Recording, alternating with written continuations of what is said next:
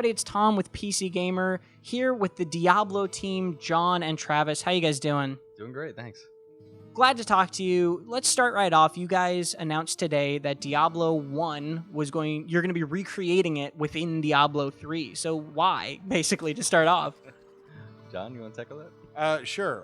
Why? It's a great homage to and a fantastic game, right? So we love our roots. Diablo is a fantastic game. We're excited about it. We thought it would be very cool to sit there and recreate that experience in the Diablo 3 engine. So players are going to be able to go into PTR next week and start experiencing Glorious Retrovision, which is a weird, awesome, grainy, pixelated version of Diablo 3, where you're going to go in to the Darkening of Tristram, which is a portal that pulls you into Old Tristram, and experience the 16 levels of the original Diablo with the original 4 boss mobs as well, and have a great time. And it's going to be a free patch as well for the anniversary, is that right? Yeah, absolutely. It's actually going to be on the PTR next week, and the anniversary event will be available every January. Cool. And there were a lot of rumors about it being an HD remake or something like that coming. Why would you guys decide to recreate the game within Diablo 3 for free as opposed to making it its own standalone thing?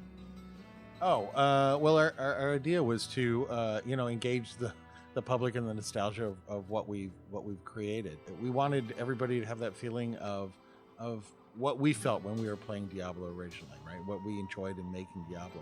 So we've been really pretty good about giving away a lot of awesome content over the past several years. We didn't see any reason why not to do that with this.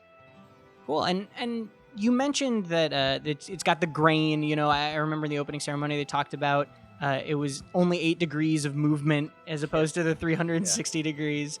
But how much of a recreation are the levels? Is it really a one-to-one recreation of the original game? As close as we can be, right? So we're using Diablo 3 art assets to recreate Diablo 1 levels itself. So yeah, it's going to be the 4 levels of the cathedral, then the 4 levels of the cavern, etc. So you're going to sit there, and with the assets that we have, we're recreating that dungeon crawl, all 16 levels, including the 4 boss mobs. We're reskinning our existing mobs so that you have Lazarus, you have the Lich King, you have the Skeleton King. Wrong game, sorry. You have the Butcher, you have Diablo itself. So you're going to see all those kinds of guys again. But is it a per pixel, exact duplicate? No, it's not. But it's akin to it. And it gives you a good sense of the flavor of what Diablo 1 is. So is there anything, any surprises then? What's different, I guess, in a big sense rather than just like level layout or something like that? I think we've got a lot of really cool Easter eggs in there. There's also a lot of really cool rewards for participating in the event. We've got a new helm-only legendary gem that sort of lets you socket the soulstone directly into your head. There's also a cool transmog where you can transmog your helmet to look like you have a soulstone socketed into your head with like red and black glowing eyes, and a lot of really other cool cosmetic things to find. And it was mentioned that you encourage people to re-roll a character to start fresh from this. Is it balanced to be kind of an introductory thing? Do you want people to maybe play this if they've never played Diablo 3 at all? Would you want them to play that before they even jumped into the full game? You can't actually play this before completing the story mode. So you have to go through that and meet level 70 to go back. But we're encouraging you to start with a fresh character and experience those 16 levels as a level 1 character to start with. You mentioned Easter eggs and kind of hidden things. What can we expect in that front? Obviously, you don't want to show your hand at this point, but what kind of scale are we talking about here?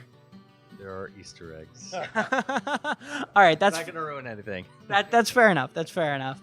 Well, thanks very much for talking with me, guys, and stay tuned at PCGamer.com for more from BlizzCon.